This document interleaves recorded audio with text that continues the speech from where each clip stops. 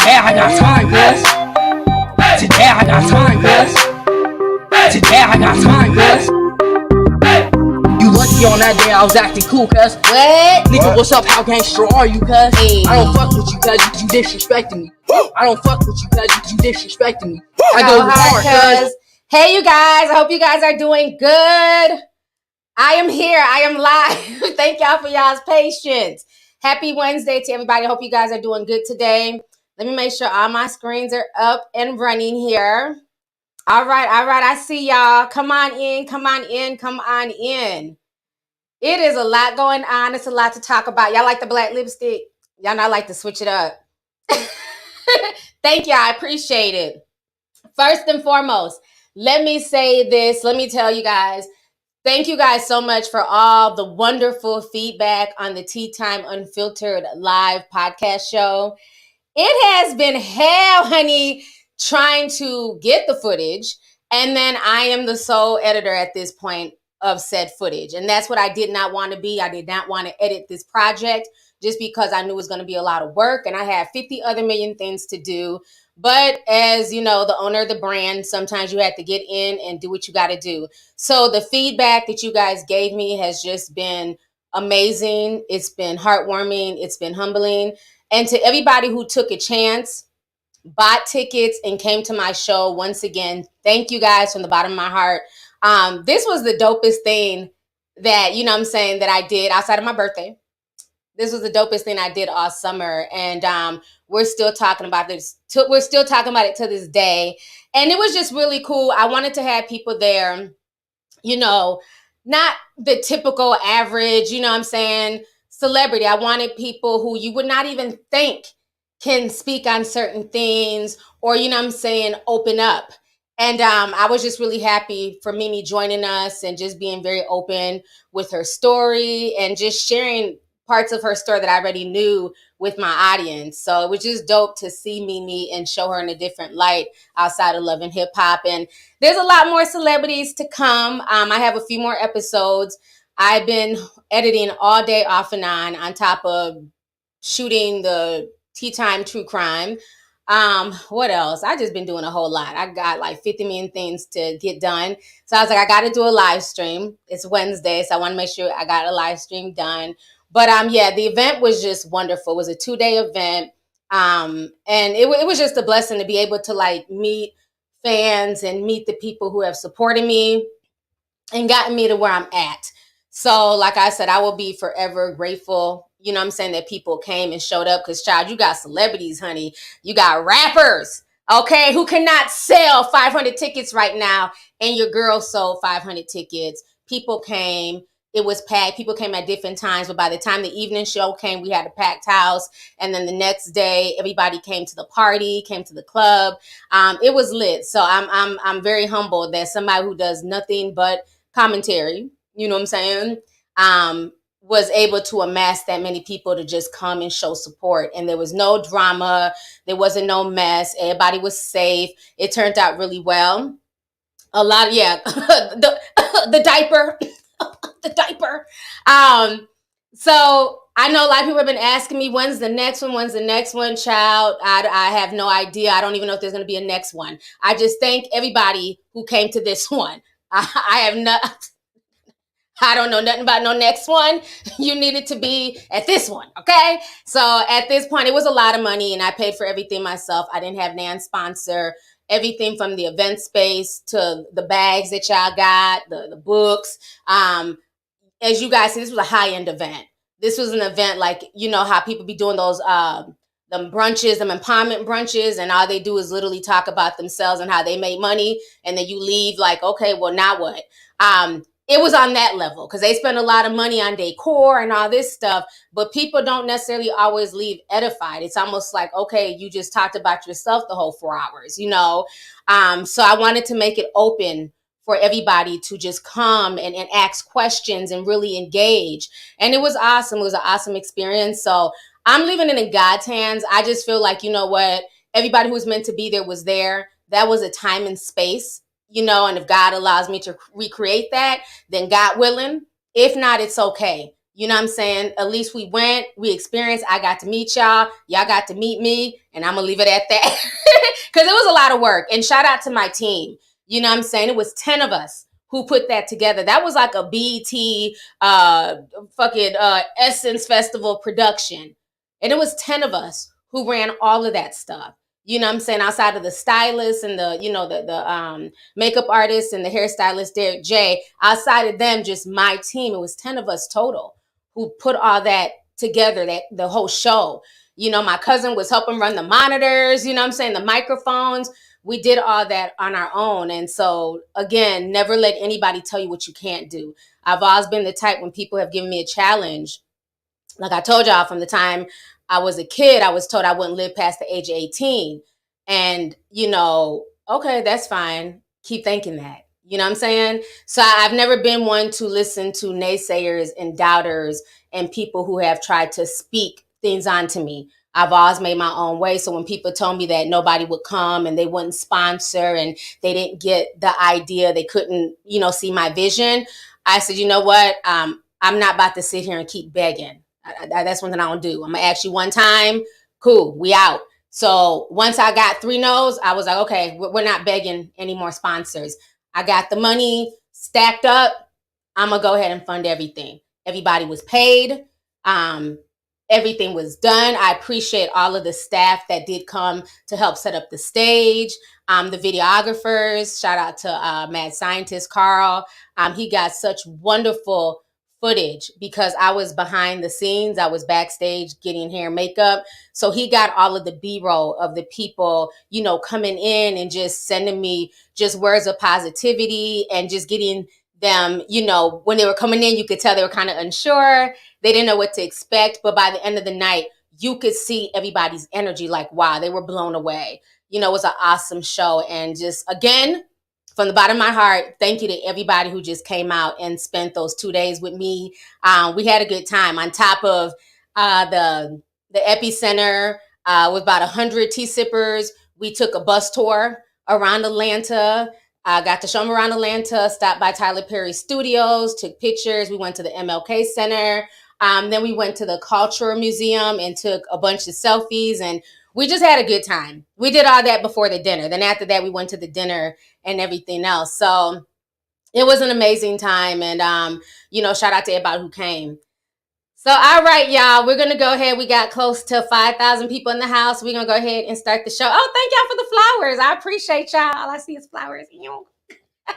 Thank you, guys. I really, I appreciate it. Like, for real. Because I've watched other YouTubers put on events and take complete advantage of their fans. Ace Family and others, you know what I'm saying? And sell tickets for crazy amounts. And fans did not get their money's worth. And so it was a lot of pressure. It was a lot of pressure to put on a good event, pay for insurance, have security, have police. It was a lot of freaking work. And it made me really appreciate now when I go to conferences and things like that, all the moving parts that you don't realize. Usually when you go to events like this, you just come and have a seat and chill and listen. But it's so many moving parts. So it made me really respect people who do this for a living on a consistent basis. So yeah, you know, I had to prove that all YouTubers are not the same. And I look out for my fans because I feel like my tea sippers are family, point blank, period. I don't care what nobody else does with their fandoms. That's their business. But over here, I treat mine like family. You know what I'm saying? So thank you guys once again. So it's a lot going on. You guys really educated me on some stuff. And I am blown away with just this rabbit hole that I went down the past 24 hours. So the other day I had did a video about Kanye and Kim Kardashian's Balenciaga drama and T.I. also weighing in. Let me be honest, child. I felt like T.I. was more mad, like he felt away because nobody cared about his Gucci boycott. So it was like, oh, let me come out here and kind of, you know, throw it in Kanye's face. But I felt like that was like the real reason for him talking out, like, y'all didn't support me when I was trying to boycott Gucci. And now he wants us to boycott Balenciaga. You know, that's the vibe I was getting from T.I. But anyways, during that video, I said I didn't know what a gimp mask was. I've never even heard the word gimp. The only thing I know about gimp, like when I think of gimp, somebody with a gimpy leg. That's like a 90s term. Y'all remember Home Alone when he was like, she was smooching everybody. Mo with the gimpy leg. Like a gimp back in the day was somebody who walked with a limp. You know what I'm saying? I don't know, child. That's what they called him, a gimp. So I didn't know there was this whole BDSM gimp culture. I had never heard of this. So people were in the comments telling me the mask that Northwest was wearing was a gimp mask. It's a gimp mask. And so me and Emily got to talking about it. She was like, yeah, it has to do with like sex fetish, BDSM. And I was really disturbed. So now I got to thinking, because even when I was watching the Balenciaga show, and this is why I say a lot of things, unless you're involved in certain things or certain subsets of the culture, things are going to go over your head. Because I remember watching that Balenciaga show this summer, because I remember I had redid the song where I had the models walking off fast to Candy's song, legs and hips and body, yaddy, yaddy. And so everybody was laughing because I added that song to that, to the girls walking. And so when I seen these women walking around with these masks, they looked really creepy to me, right? I didn't understand the point of the mask. I said, well, hell, I'm getting older. Maybe I'm not, hip. I guess this is what people do nowadays. They walk around in these weird neon colored masks. I had no idea what the masks were for. I had assumed they were like, channeling aliens or some shit. I really did not know. So even when I was editing that video yesterday and I was using them walking on the Balenciaga show, I had no idea those were sex fetish masks. So again, everything is hidden in plain sight. So now I see people calling out Kim. Like, you're not distancing yourself from Balenciaga because you too participate and you allowed 9-year-old Northwest to wear a gimp mask. And so as I got to thinking about it, I remember how all summer or the summer before, Kanye always had on that black mask. Remember, let me show y'all some pictures of Kanye. Remember, this is how he was looking all through 2020 and 2021. Remember, they were always walking around like this, but I didn't understand why. I didn't get it. Remember, this was him at the Donda event. He always was covering his face. And it never made sense. I'm like, what is this? I didn't get it. I thought, okay, well, maybe he's starting a new style. Then she started doing the same thing, walking around with this black mask, all black on. And again, I didn't get it. Here he is here with like studs and, So as I'm Googling and I'm like really researching this is all BDSM culture. Here goes some more pictures of her. I mean, they walked around like this for like months. And I had no idea that they were literally low-key promoting sex culture, like this BDSM culture, right? Remember, this was her at the Met Gala. Head to toe. This is all BDSM culture. So again, things hidden in plain sight. I just assumed it was just some type of weird ass high fashion. I wouldn't wear it, but again, I'm not the most high fashionist person either. So hey. So now I start, because I don't know a whole lot about BDSM, right? The most I've ever heard about it was whips and chains excite me. Remember, nah, that Rihanna song? And she was like, it was like a BDSM song where she's talking about whips and chains. So that was like the extent of that I ever known about BDSM, right? There's just certain things I don't, go looking for stuff. I don't go down certain rabbit holes. I figure what makes you nut is your business. What makes me nut is mine, right? So I stay out of all that stuff. S&M, thank you. S&M, that song. So I stay out of all that. But I started going down the BDSM rabbit hole.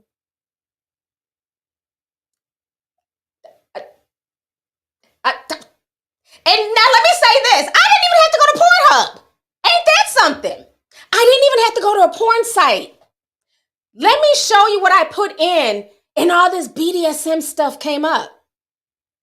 This is why I said stuff be deeper than what you think. Where my Google thing at? I was very curious to see if there were other pictures of Northwest, right? Because I was noticing in these pictures, the kids were always around in their BDSM stuff. Like you see them doing backflips. Kanye's here. There's another weird picture of them. You see here, she's holding baby Shy. You see all these little kids around them with this whole BDSM nonsense, right? So I go to Google BDSM Northwest because I'm like, okay, let me see if there's like, more fashion of her, right? Because she had on that gimp outfit. Let me see if I can find the gimp outfit that Northwest had on, which just creeped me out because she's such a little girl. But I always think she's older. I legit thought she was 13. She's only 9, so it's even more creepy to me now. So let me show y'all this. So this is Northwest. Northwest is 9 years old, but she legit looks to be about 13. Nothing about her screams 9. I have a nephew who's 10. She does not look like a 9-year-old to me. She looks so much older. But this was the outfit that she was wearing at 9 with the big Balenciaga clog sandals, child. But this mask, and now that I know what the mask means, that really disturbs my spirit. It just really does. I remember seeing this back then, but I didn't. That's a child. Again, I'm not high fashion, so I don't know. I'm like, is this what the kids are doing nowadays? I don't know. I'm going to just stick to just showing my face, So she was out there Fashion Week, and just watch this. See if it plays. Oh, you know what? Y'all might not be able to hear it. Hold on. Let me, I got to pull it up a different way. I want y'all to hear this. I forgot I got to present it a different way. Give me just a second here. I got to go through this other tab. Okay. All right. So all these grown adults are cheering for this 9-year-old. For me, and they were yelling at me. What were they saying? They were screaming. It was so fun. I know, right? We should both walk out there next time. Yes. I don't know. It's just weird. Were y'all able to hear it? Let me look at the comments. Were y'all able to hear that? I want to make sure it played for y'all. Yeah, it was just very strange.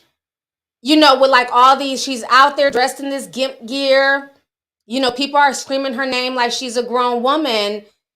And she's like super excited. Like, did you hear them? They're calling my name. And they're like, North. That's very strange for a 9-year-old to be so infatuated with people knowing her name and calling her name. That should be the last thing on her mind because she has her whole life to live under a bubble, right? Because she's a West Kardashian. So as I got to really looking up stuff, so anyways, let me show y'all this. I Googled BDSM Northwest so I could see were there any other outfits of her in this BDSM fetish gear that everybody's talking about. What was very disturbing is what came up. There's some type of thing in the UK, and it's on Twitter. Like I said, I didn't even go to Pornhub. I went to Twitter, and there's this company called Bondage Northwest.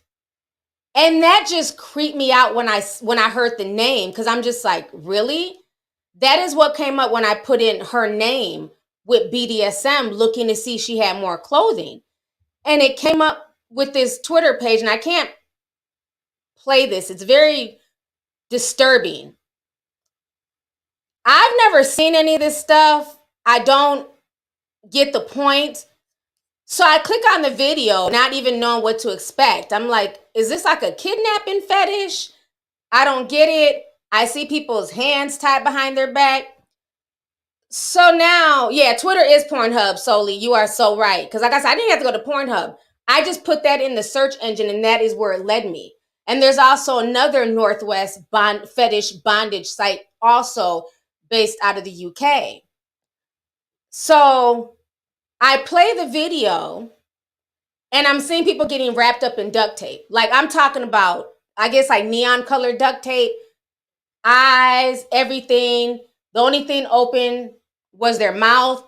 And in one video, the man's thing was just flopping. He was completely taped up, but his thing was, and they were pulling on it and doing all types of weird shit. And I'm just like, what is this? Yeah, I guess I went down some weird kink rabbit hole. This is all on Twitter. And to me, it's kind of crazy because it's like, we can post truthful stuff. We can post things about C-19 and we're flagged. We're thrown in Twitter jail. Posts are taken down. But there's a man on Twitter right now who's tied up in neon tape with his schlong just flopping in the wind. And people are pulling on it like they're milking the goat. I said, what the hell is this? And it's just on Twitter. So imagine now I'm a grown adult just simply Googling this little girl's name and trying to, see what else comes up under it. So imagine if I'm like a 9-year-old, 10-year-old, and I look up to Northwest and I'm Googling this stuff. This is tied to her name. I was in shock. And y'all are laughing at me. Like, I feel like y'all are laughing, but I'm legit in shock. I did not even understand this whole subculture was going down. So, like I said, I'm a researcher. So now I want to find out more. So let me show y'all. I found a whole website breaking it down. And the masks, they mean something. So this is why I'm really disturbed that Kim would dress her child in this, because these masks, they legit mean something. So let me share this thing with y'all here. So this was a site that I found. This person, child, I don't even know what's in his mouth. I don't know if it's a whip or I don't know. But they were saying here, what is mass BDSM? Most people associate BDSM with dungeons, whips, and punishment. While some aspects of BDSM involve these activities, much more exists in the BDSM community. I guess they got a whole community, child. They go on to say the practice involves varying degrees of sexual play where the partner embodies different roles such as dominant or submissive in pursuit of sexual gratification. Okay, so the mask part, I'm trying to read the part where it talks about the mask. For some in the BDSM community, masks are a fetish, meaning they can get stimulation without using a head mask, while others join mask BDSM to spice up their sex lives. Wearing a mask in role play can inhibit some of your senses, including hearing and sight, leading to increased stimulation of other purposes such as touch. So, God, this is just really disturbing. If you watch porn videos with BDSM theme, you probably wondered why the actors wear a mask. While BDSM players usually wear masks in scene play, you can use them as props or accessories. So basically, long story short, all of this is just sexual. All of it is sexual in nature. And I had no idea about this whole thing. So while I'm looking at Kanye like, oh, I guess this is, just what he's wearing, a black mask, okay, black Superman or whatever the hell he's trying to be, they were really promoting this whole BDSM gimp fetish culture. And you can't tell me that they're not. They definitely are. People in these communities have even talked about Kim wearing gimp mask and giving her props for normalizing gimp wear. Here goes another article here that I found. Yeah, I was like literally researching all this stuff earlier today in between my edits, and I was just like blown away. So this is another one. Balenciaga's gimp mask is the glue holding Kim Ye together. And they're doing a whole article about her walking around in full gimp gear. This looks just like the people. Hold on. See, here goes another website I have found. Hopefully it ain't, I don't want no nasty popping up, child. Where's them other people at? Oh, God. Okay. This looks like Kim Kardashian. Like, you know what I'm saying? Oh, it's not even letting me switch screens. I hate the fact that I can't switch screens on here. So they're talking about, like, you know, how Kim has been basically, you know, promoting gimp wear. And it has the Balenciaga tag in there. And remember during the Donda event, remember when he locked himself away at the Donda event, he always kept on a mask. Always had on a mask. Even in bed. Here he's wearing the black mask and Chance the Rapper's in there. More gimp stuff. Here she is in some type of gimp dress. I've seen this pink outfit a few times on her. So again, remember the lady Loretta, the one that was dragging yesterday? Y'all can write her now. I don't forgot her damn name. The one that looked like, you know, Satan's little helper, who was the creative director for Balenciaga. And she had all that satanic stuff, BDSM, crazy stuff on her Instagram that people were pulling up. So you can't tell me they didn't know. I'm going to call it a gimp dress, child, because it looks like a gimp dress to me, okay? She just doesn't have the mask at that point. But it just shows that things are just hidden in plain sight. And we're seeing things and we're looking at it from, you know, I'm not in the fashion world like that. When I see it, I'm just thinking, okay, well, it's something Balenciaga done put out there. I'm not walking down the street with that shit on, but to each his own. But to know that it really ties back to a sex fetish and to a, you know, to BDSM subculture is very disturbing. Not even for the adults who are promoting it, but the fact that a 9-year-old was wearing that, because to me, it's like, what are you trying to project, Kim and Kanye? What dog whistles are you sending to the world about your child? I don't understand in any way where this would be acceptable for a child to walk around with a fetish mask on. There's nothing high fashion about a 9-year-old walking around with something. We just read the article that means that either she is submissive or she's the dominant in a sexual relationship. That is creepy to think like that of a 9-year-old.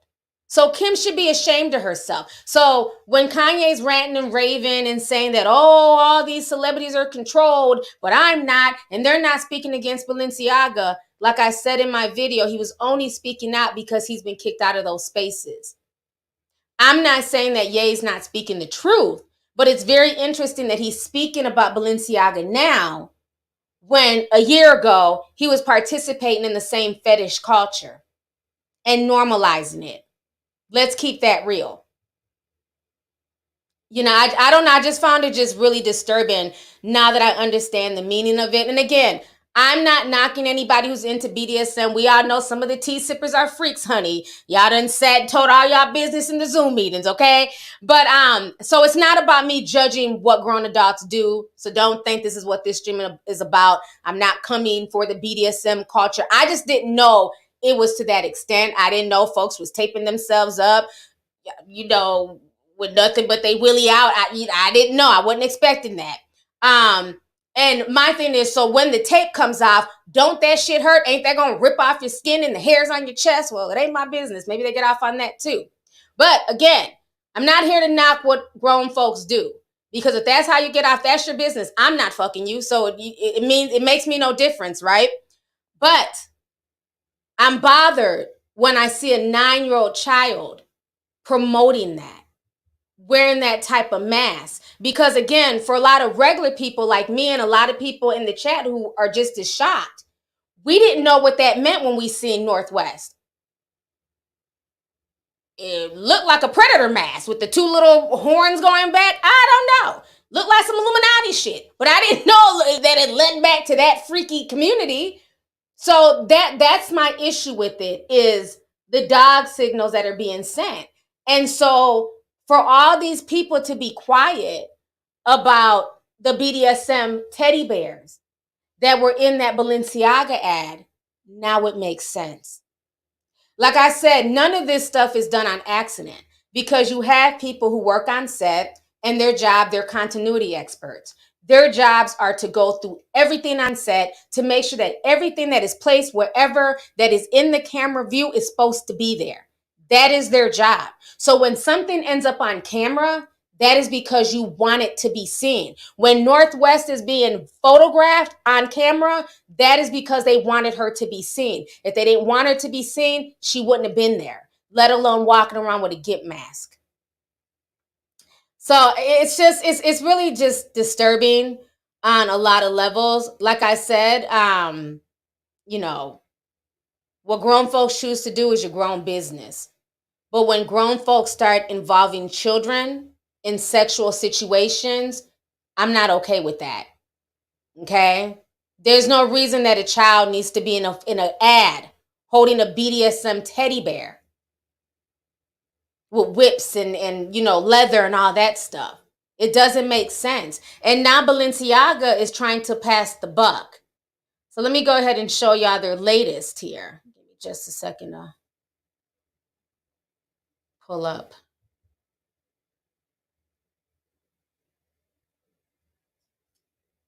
Because now they're trying to, distance themselves.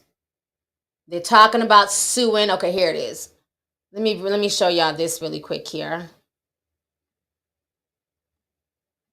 Okay. So Balenciaga is saying this. Balenciaga says North 6, which I find very interesting that the name is North 6, made inexplicable acts and omissions by displaying in an ad court decisions upholding a criminal probation against child pornography. According to the complaint, they're seeking $25 million, and this was filed on Friday in New York State Supreme Court. It alleges that the production house, Malavent, or at the very least extraordinarily reckless. Supervising of the ad has led to false association between the company and the repulsive and deeply disturbing subject of the court decision. The Supreme Court's 2008 decision in the United States versus Williams, which affirmed that the constitution of law bearing the pandering of child pornography was partly visible, but not immediately noticeable. In the ad for a black bag, there are 3 vertical stripes. The campaign was released shortly after Balenciaga apologized for another ad, which isn't subject to this suit, featuring children posing with teddy bears that are dressed in what appears to be bondage gear. So, I'm not buying this. I think Balenciaga, at this point, they're full of crap. They're trying to shift the buck. They're trying to make it where, okay, don't look over here, but look over here. They want to blame this company for putting that particular paperwork on the table. My thing is, if strangers on the internet were able to zoom in on said paperwork, Google, and pull up the court case, where was the continuity experts at Balenciaga to do the same? Because again, like I said, anytime you see something on film or in a photograph, it is meant to be there. So they are just trying to shift the buck. They're trying to basically shift the blame and make it look like, okay, if we sue these people, we can distance ourselves. But no, this is you. You guys approved this, and you guys were obviously okay with it, and only took it down once they received backlash. They literally wiped damn near their whole Instagram page. I think the other day was fully wiped. They might have put some stuff back up there. But they took down everything. So if this was so innocent, y'all had no idea, then stand in your shit and say, well, we didn't know. We're trying to work it out. Why run to go delete everything? Even the creative director, even she ran to make her page private once people got the digging and taking screenshots of the type of pictures and photographs that she was posting on her page. So I find the whole thing just Super interesting and disturbing. As of today, because of the backlash that Kim Kardashian is receiving, she's now saying this. Kim Kardashian declined new campaign offer from Balenciaga before breaking silence on the BDSM controversy. So TMZ reports Kim announced that she is reevaluating her future with Balenciaga, but it appears that she made up her mind, declining an offer from the brand and ditching the outfits that she was set to wear at upcoming events. Sources with direct knowledge of the situation tell us that the design house presented Kim an offer to do the 2023 Balenciaga campaign before the controversial child BDSM ads went live. We're told that those ads went public and Kim made the decision to reject the offer even before releasing a statement on the issue. Oh, that's so sweet. Girl, bye. To me, it doesn't matter if she rejected it because at some point in time she was complicit by allowing her 9-year-old to walk around in the same fetish gear that they are promoting in the ad. So to me, she's complicit. Let me go ahead and read some of these super chats, y'all. Let's see. TJ says, I have been dabbling in crypto for years. I've been keeping my eye on the FTX situation and executions. The rabbit hole goes deep. Lovelyti. Yeah, we've been keeping an eye on it too. I might do a video on Sam Bankman-Fried and his funny looking girlfriend. But yeah, we've been talking about the whole FTX situation since last week. We had a whole Zoom meeting about it. It's insane the things that they allow certain people to get away with. I am currently working on a video on Elizabeth Holmes. Hopefully that will be available in the next few days because I'm in the middle of editing that as well. But I'm gonna talk about Elizabeth Holmes first, and then probably hit on the FTX situation. So thank you for the super chat.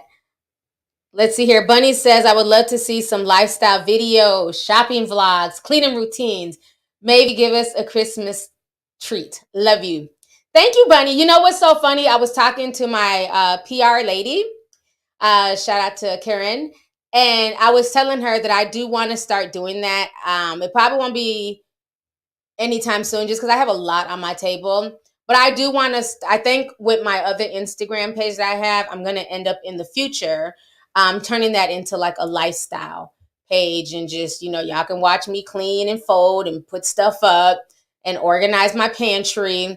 Because I do a lot of clean. Like yesterday, I spent like 2 hours just like cleaning the bathroom with my little pink stuff and my little brushes and scrubbers. You know what I'm saying? So a lot of people are really interested in that type of content. I don't know why, but I find myself watching a lot of lifestyle videos too, like on Instagram, and they're kind of peaceful. Like there's a lady I follow. I love her gold sink. She has like this gold sink and gold, faucets, and all she does is do dishes and cook. Like I love her posts when they pop up on my feed. I don't know. They're just relaxing. She's always like, putting stuff up and burning candles. So I'm going to do that in the future. I definitely will. I'm looking into it. I had to figure out how I want to shoot it and all that stuff. But yeah, I'm definitely interested in venturing into that world as well. So thank you. Kitty the Jackson. Hey sis, thank you for the $50 super sticker. I appreciate you. Much Dinera sent $9.99, says, let me send you my grit now, sis. Much love and blessings. I pray you have another Tea Time Live podcast because I'm coming. Flowers. Thank you so much. I appreciate you, sis. Thanks for coming through. Stop the Cat says, the lipstick is giving me stars. I had to catch the playback. Just wanted to wish you blessings to you and everyone watching. Hit the like button, y'all. Thank you so much. I appreciate you. Yes, we have over 8,000 people in here. Please hit that like button. Please. Let's see here. Risky. Hold on, it just refreshed. I hate when my page does that, like refreshes like all the super chats. Let's see here. Reese Boo 13 says, remember, Ye has a porn addiction. He probably don't even think it's wrong. Yeah, that's true. But even still though, regardless of a porn addiction or not, there's just certain things you don't want to expose your children to. And you definitely don't want to put them in that type of light for the world, you know? Like, even when I see her on TikTok, I don't understand why grown adults are following a 9-year-old. I know Hollywood Unlocked posts her all the time. It just doesn't make sense. She's a kid, and people are there just either idolizing her and, oh, she's so pretty, look at her hair and this and that, or they're talking about her. Oh, she's a brat. Why even subject her to that at 9? It doesn't make any sense. That's why I respect Beyonce so much. Like, I couldn't tell you what them twins look like. I think I seen them twins twice. I be forgetting she got twins. She just doesn't put her kids out there like that. That's why everybody was so happy. Remember when Blue Ivy was at the basketball game with Jay-Z? That's why folks were so happy, because that was a rare treat. We don't see Blue Ivy like that. And when we see her, she looks like a kid. She just looks her age, So, yeah, it's just strange. I never understand adults who follow children's pages. I don't get it. I hate the fact that they pop up on my timeline on Instagram. Like just the littlest kids, they barely have shoulders, but they're wearing halter tops. You don't even have shoulders. Why do you have on a halter top? Just, I don't get it. And be having like hundreds and thousands of followers. I'm like, but what are we following? They're literally dressed like little adults. What are we following? It's just weird. And the parents are the ones who are out there pimping their kids. I don't get it. Let's see here. Marvin D sent 10. Thank you, Marvin. He says, I have watched you since 2014 and I'm in complete awe of your success. Keep flourishing, beautiful. P.S. When will you open the Discord again? Oh, that was Marta M. I'm sorry, that was Marta. Thank you so much.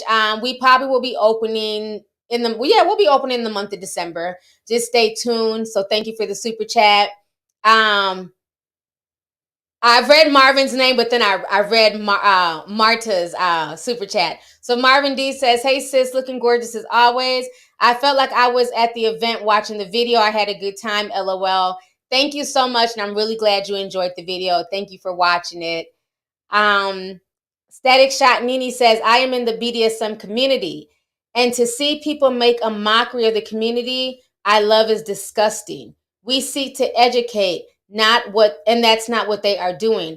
Thank you, Static Shock Nini, for coming and being honest about, being a part of the BDSM community. Because like I said, this, stream is not to knock anybody in the community. Because again, what grown folks do is what grown folks do.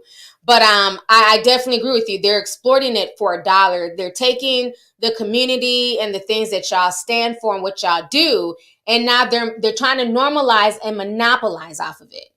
Because that's all it is. It's about making money, so it's unfortunate. But thank you so much for the super chat, love.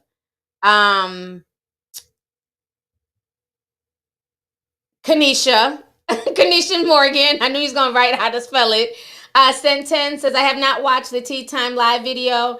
I'm still in the moment. The red dress was everything. Side note, that deep dive with the nurse is still bothering me. Thank you so much for the super chat. Yeah, the deep dive with Takeoff. Yeah, I was able to point out a lot of stuff. And interesting enough, Kim Kardashian and, those hands, you know what I'm saying? So, yeah, thank you. Yeah, that the nurse part was definitely sad, but respects to her for just trying to come on the scene and help Takeoff in his last moments. And like I said, when I initially watched the video with Quavo's outfits, I felt that was Takeoff, grabbing at Quavo. But in actuality, it ended up being Quavo grabbing at the nurse, So it's very interesting how things can be foreshadowing. So thank you for that. Let's see here. Night Charm says, hey T, don't know if you remember me. I am Magnetic Source. I had to not you changing your name. I had to change up my name. Been rocking with you since 2018. I wanted to be at your event so bad. Watching your growth has been amazing. I still mod for you. Love you. Love you too. I know exactly who you are. I didn't know you changed your name. Okay, Night Charm. Thank you for the super chat. I appreciate you, love. Let's see here.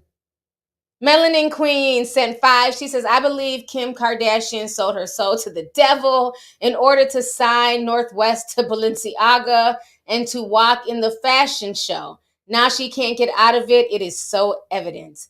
Thank you so much, sis, for the super chat. I appreciate you. Yeah, I mean, it says a lot. It says a lot. And now she's trying to backtrack and distance herself. But the fact that they both, it's not just Kim, because Kanye is also the father.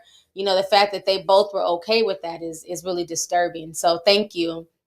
Angel sent $9.99 in NZ money. Says, I did not know either what that mask was. North definitely acts older than my 16-year-old. Yeah. And that's why I say a lot of things are hidden in plain sight. So that's why I never get mad when people don't necessarily see things, from like an esoteric eye. When I look at certain things, I see things a certain way. There's probably people who understood exactly what that was. But again, because I don't know anything about that culture, I've never really, delved into that. I didn't even know what a gimp mask was until you guys were educating me. That now it's like, okay, now I see that. So now when I see that mask, I understand what that basically is telling. I understand that dog whistle. So it's very interesting that since Kanye has parted ways from Balenciaga, he's not wearing that mask anymore.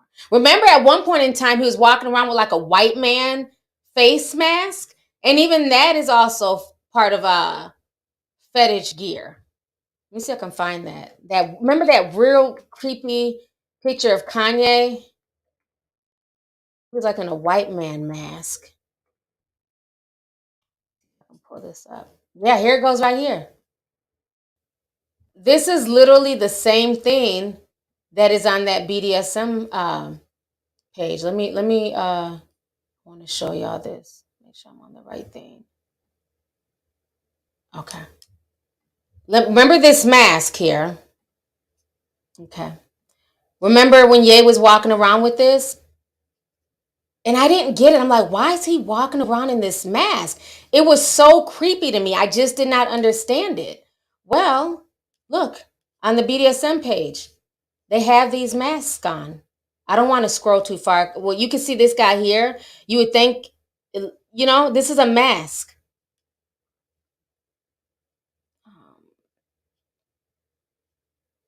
See? More. So when Ye was doing all that, he was just as down with the program. So now I don't want to hear all this celebrities are controlled. He was wearing the same type of mask. So it really creeped me out because like I said, a lot of us, we didn't see, you see the comments, everybody's like, oh my God, what the F? Yes, he walked around in that mask for weeks, but I didn't understand it. That was an ode to Trump. I don't know, I don't know, like what the hell? But yeah, that's all BDSM culture. So yeah, hidden in plain sight. Let's see here. Sienna Daydream sent 1999 says, Lovelyti been here since 1800 BC. But on a serious note, I believe that the elites are trying to push this because having sex with children is a part of occult ritualistic activities. Dates back to Roman times. I do not disagree. It's very occultic. And like I said, I do not like the fact that children are being mixed in with this at all. It's not okay. But thank you for the super chat. Vanna J says, this is crazy, T. You definitely went down a rabbit hole with this, and I'm here for it. Thank you. Because I was scared I was going to think I was crazy. But I'm like, I had to share this information with y'all. Because this is, to me, it's just not okay. Like I said, what they want to do as grown adults is fine. But the children being placed in those ads and then Northwest wearing that type of, mask is not okay. It's just not.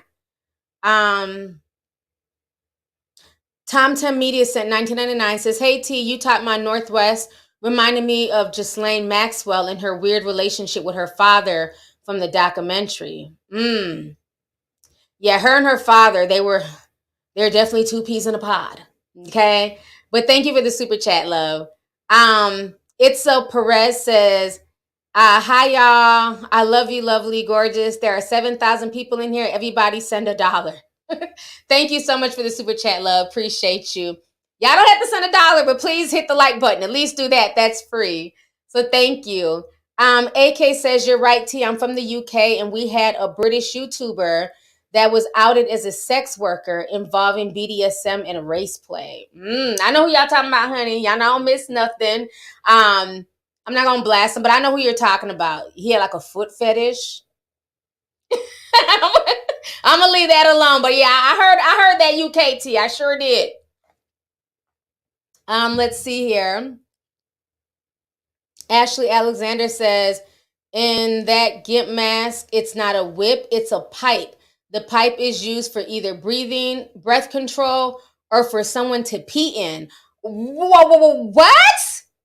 Ah, I shudder. You mean that long pipe that I thought was, because I'm like, are they swallowing a whip? So it's a pipe that they're using to breathe or for somebody to pee in? Thank you for the super chat and the education, Ashley. Ciao. Okay. Let's see here. Summer sent $10, says, this is very popular in the gay community. When I go to pride parades, I see a lot of gay men wearing gimp masks, and especially puppy gimp masks. Also, not you calling kink disturbing.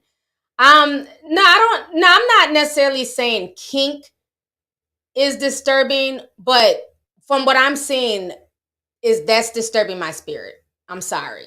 The fact that this is being mixed in with children, I'm not gonna co-sign that. I don't like it. Like I said, what adults choose to do as adults in their bedroom, that is your business. But when I see a 9-year-old promoting a gimp mask, I have an issue with that. So it's not the whole kink thing, because y'all love to be like, oh, I'm, sex shaming or sex negative, whatever y'all be saying. It's not about that. You know what I'm saying? But I find this disturbing that they have commercialized this. And many of us who are not involved in this type of culture, right? Because there's a segment of the population who know nothing about this. This is being sold to us as fashion, right?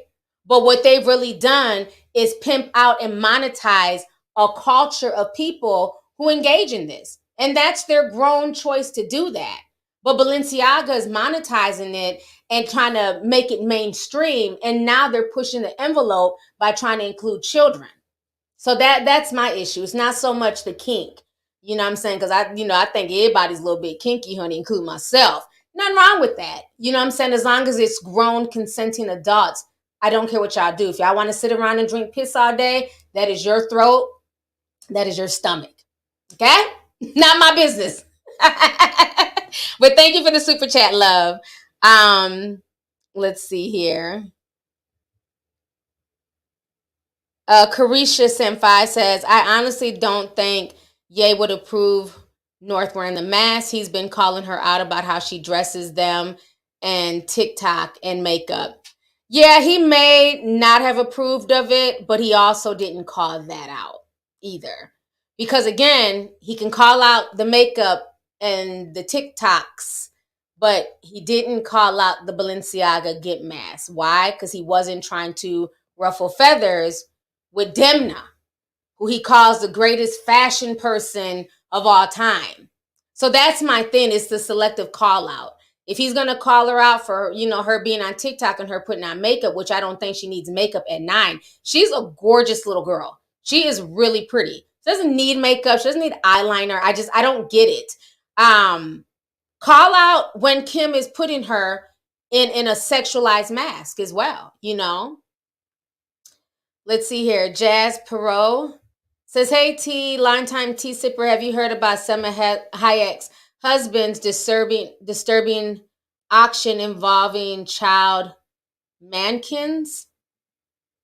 I heard her husband was in the news because he has some type of dealings with Balenciaga. Let me see if I can Google. I don't even know what a child mannequin is.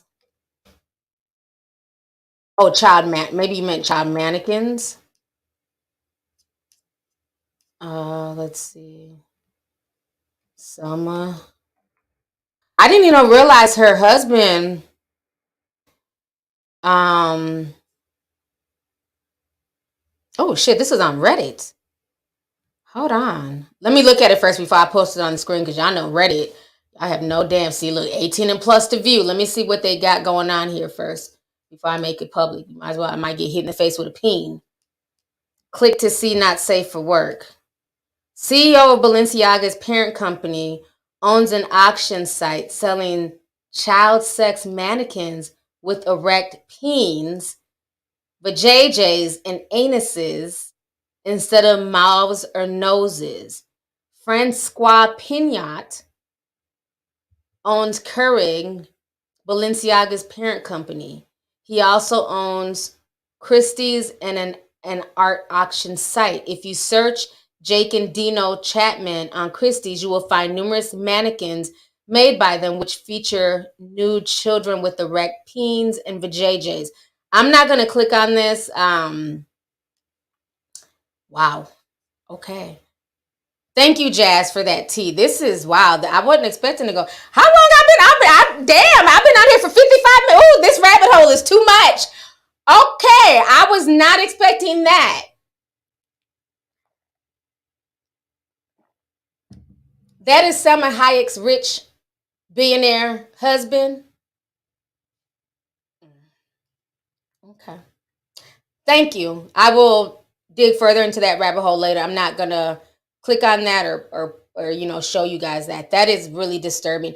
I was hearing his name popping up today, but I didn't know why. Wow, y'all know Reddit be on it, honey. That's my other side. I love me some Reddit. They be on it.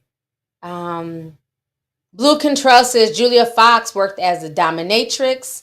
2, allegedly some of the porn that Ye shared with Adidas executives were BDSM. Oh, you mean, okay. We're BDSM in nature. Weird as F. Yeah, I remember them talking about Julia Fox working, as a dom and, beating men with whips. It's very interesting. Let's see here. Goth Boy said 9.99 says, thanks for giving us hella content. I'm going live and keeping up our spirits. Okay, let's get to the tea, child. So Kim was caught tweeting a pic of herself tied up to a chandelier and then deleted it. But we caught her. Goth Boy, post that in the Discord and tag me in it so I can see it. Goth Boy don't be missing nothing, child. Okay. Savan sent $49.99. Thank you so much, Savan. Says, thanks for letting me back into the Discord. I have been enjoying myself silently sipping in the rooms. Much love from your internet sis from the VA. You are very welcome and welcome back into the Discord, where we are family, child. We're going to go ahead and switch subjects. I didn't mean to spend a whole hour on this, but I really wanted y'all to know what was going on. Just y'all gonna have to Google all that stuff yourself. And the fact that this is just on Twitter is just Twitter never ceases to amaze me. They will throw Black folks in Twitter jail. You can't post about nothing edifying. Anything of substance. They'll go out their way to remove if you're speaking truth. But you can wrap somebody in duct tape and just sitting there with no issues. Just very interesting. So now I want to talk about the GloRilla situation, child. This is funny. A few people were in their feelings today, and I don't understand why. It's very interesting. But we're going to talk about GloRilla. GloRilla has been out here giving dating advice to her followers, right? So let me show y'all what she posted. It all started yesterday. Where's her? Okay, found it. All right, so let's listen to GloRilla. She had some dating advice yesterday. Let me share my screen with y'all real quick here. All right. So this is what Miss GloRilla had to say. I just gotta say this. If you trust a nigga that you met at the club, you was a hot ass mess and a goddamn fool, and you don't got no motherfucking home training. Cause bitch, why the fuck could you sit up here falling in love with a nigga that you know you met at a place where he looking for hoes at? Bitch, you looking for hoes. He finna treat you like a motherfucking hoe, bitch. Why the fuck could you send your dumb ass right here falling in love? Stay woke. Stay the fuck woke. I just gotta say this. All right. So that is what she had to say. So now I want to share with y'all. She went on to the Breakfast Club this morning to further elaborate um, on the situation. So let me play y'all her Breakfast Club interview. Okay, here we go. We talking about you and your ratchet ass friends, as we call them. I'm just busting. But you were saying that you can't find love in the club. We were saying that that's not necessarily true. No, that's what they said. I agree with you. I'm 44. My old ass ain't in no club. So if you tell me that there ain't nothing but hoes in the club, I gotta listen to you, bro. Okay? You said you can find love in the club. So break that down. There's no love in the club? When you go in the club, you see the same people, and they just in there standing around. What they doing? Looking for the hoes. Okay. Now, what was you doing? Looking for the hoes. Looking for the hoes. Okay. Have you ever dated somebody you did meet in the club, though? No. Never. I just feel like you can, you know what I'm saying? If you meet somebody in the club, you can have them, they could be your little yeah, but like going. Your little what? Yeah, little yeah. Little yeah? Yeah. But going into a relationship, that just like, you know, you finna get your feelings hurt. Like, So where do you meet guys? where have you meeting them at? The studio probably now, right? Church? I don't be talking to dudes. We going to church? Christian mingle? So you don't talk to nobody. You know, I do what I do. Who's your little yeah? It don't sound right when you Who's say it. your little yeah? GloRilla? You know, I just be doing what I do. Because I want to know, where do you meet people then, in that case? I mean, you just meet people, I'll but talk about you. Why you blushing? Why you blushing, You definitely bro? blushing right now. You blushing. y'all play something. Who is this person? Y'all, you know what I'm saying? Like, you can just meet people. Okay. She be real vague. All right, let me come back on the screen here. Okay, so y'all just heard what GloRilla had to say. So I didn't agree with her advice yesterday, and I did not agree with her advice on the Breakfast Club. And I will tell you guys why. I feel like this. One, you can meet people anywhere, right? You can meet people in the club. You can meet people at church. Just because you meet somebody in the club does not necessarily mean that they're just there for sex or that they're a bad person. You know, it's a place. It's a meeting place. It's a place where people are there to party, drink, dance, have fun. I have found love in the club before. You know, I ended up meeting a guy in the club. And so, you know, it's the end of the night, everybody's getting ready to walk out. And he grabbed me. He was like, "What you want? What you about to do?" And I was like, "I'm about to get home because I had to be at work at, 6 o'clock in the morning." He's like, "Well, what do you do?" I was like, "I do IT." And we ended up exchanging numbers. And he said that was why he really liked me. He said, because he's been in the club other times where he's, grabbed a girl at the end of the night and they ended up hooking up. So again, it's not because it's the club. It's your energy. It's what you put out there. You know what I'm saying? If you're willing to give up some cat the first night, nobody's, the average guy's not going to turn that down. But if you know who you are, you know what I'm saying? I don't think that matters. I just don't like this whole mentality of, women feeling they can only go certain places to find love or to find a relationship. And what was so funny is when they were asking her, okay, well, where do you find love? Where can we find love? She had no answers. It was just a bunch of giggling and laughing. But you're giving dating advice with absolutely no answers. So my thing is this, and I was hearing a lot of people saying, well, you're supposed to find your man in the church or, at, small business events and stuff like that. What makes a man in the church any more worthy than a man in the club? You know how many men are in the church who are cheaters, philanderopers, they're philandering cheaters. They can quote every Bible scripture but they ain't shit. It's not about where you meet that person. Look at Pastor Jamal Bryant. Perfect example. He's a pastor. Look how bad he done had babies on Giselle and did all types of disrespectful stuff. So it doesn't matter if that person is in the church or if they're in the club. It's about energy. And I just find it very disturbing when grown folks try to tell a lot of y'all younger folks something, y'all want to come and clap back. I had females in the comment section saying that I was dragging GloRilla. How did I drag her? Because I don't agree with her statement? I never told y'all to unfollow her. I never told y'all not to support her. I've met GloRilla. She's a sweet girl. You know what I'm saying? So it's really sad that when people speak their truth, how they see things, it bothers some of y'all's demons. Like, I had to block like 30 people today. They were just coming at me sideways because I didn't agree with what she said. So let me refresh y'all's memory for some of y'all who think I'm like hating on this girl. It's silly. And I even wrote on my Instagram page when I went, because I met her at Cardi's party, that she's a sweetheart. Me and Armand got a chance to meet her. She's a really nice girl. I like her. This is my page. Okay, yeah.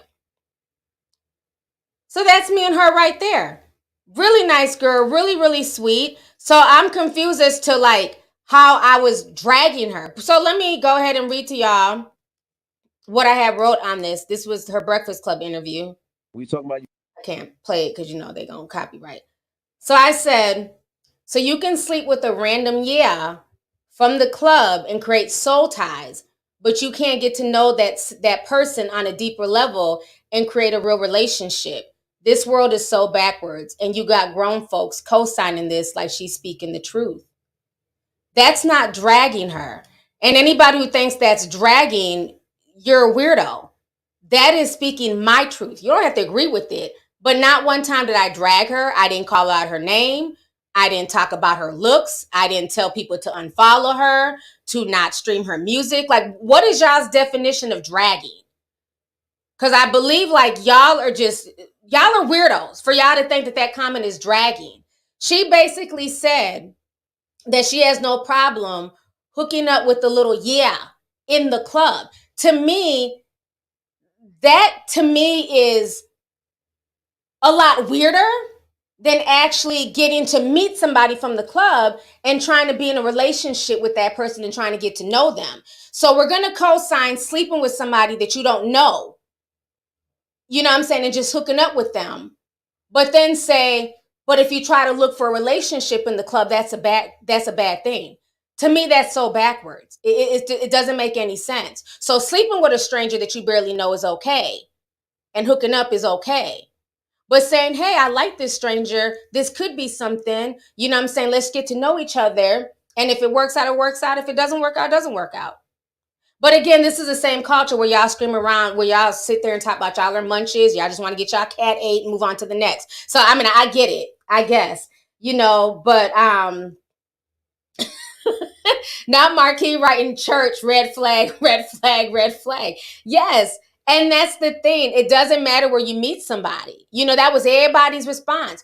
Yeah, you don't never want to meet somebody in the club. You're supposed to meet your husband in the church.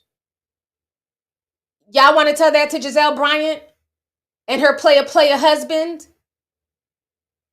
People can disappoint you no matter the situation, no matter where you meet them. You know what this reminds me of?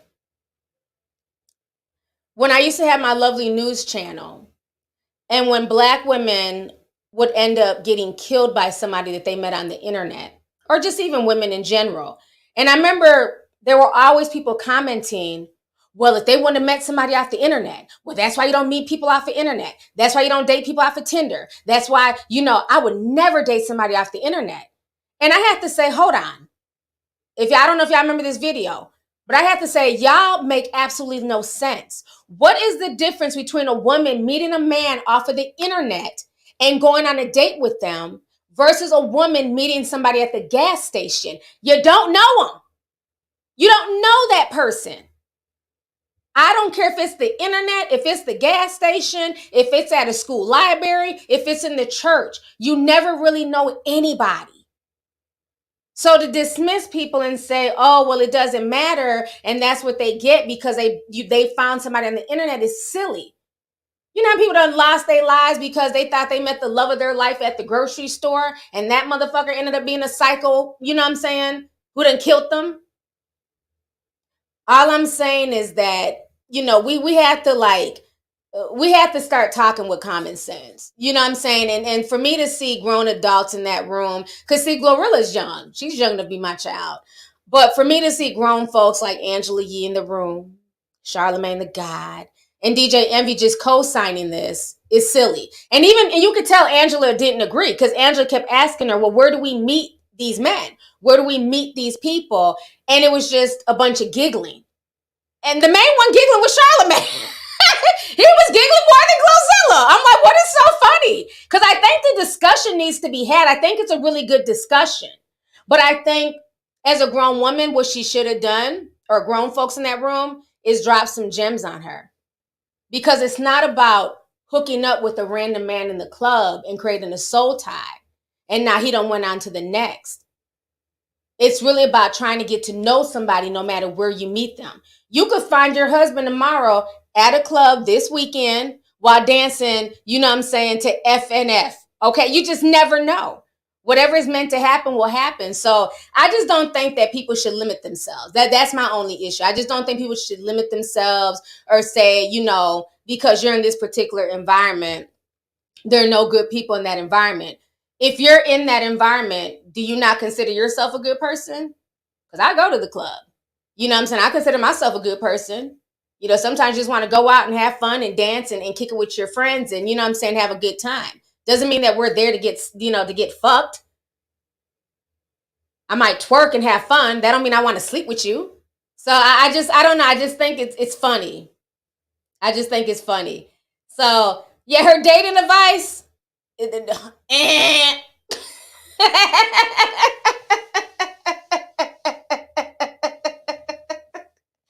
dating advice, no, absolutely not. You know, but I like GloRilla. I think she's a sweet girl, and you know, she's doing her thing. But y'all know if I don't agree with something, I'm going to say I don't agree with it. I'm not about to pacify somebody because they're a rapper. Cardi has said some silly ass shit, and when I don't agree with it, I've called her out. Who remembers when she was out there dragging her fans last year? When she was upset, everybody thought, I forgot what award show was. Was it the AMAs?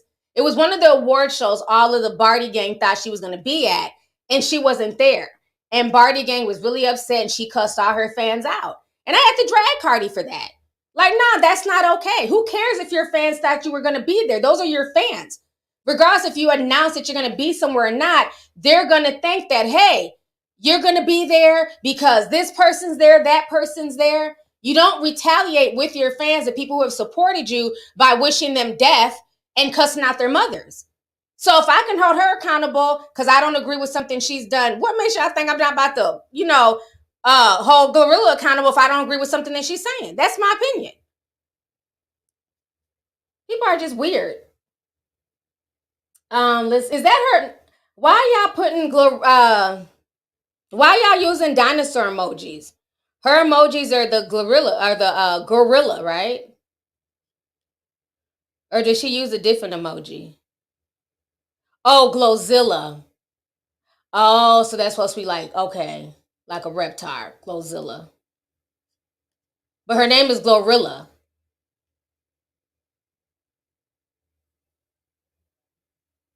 Oh, because I'm calling her GloZilla. I'm sorry. GloRilla, I'm sorry. Oh, that's why y'all putting that in there, because I'm calling her GloZilla. I'm sorry, GloRilla. Y'all know I just be talking, child. And then we'll mix them up. Because I'm like, where are these damn reptiles, these Tyrannosaurus Rexes coming from? Okay, I'm sorry. GloRilla. GloRilla.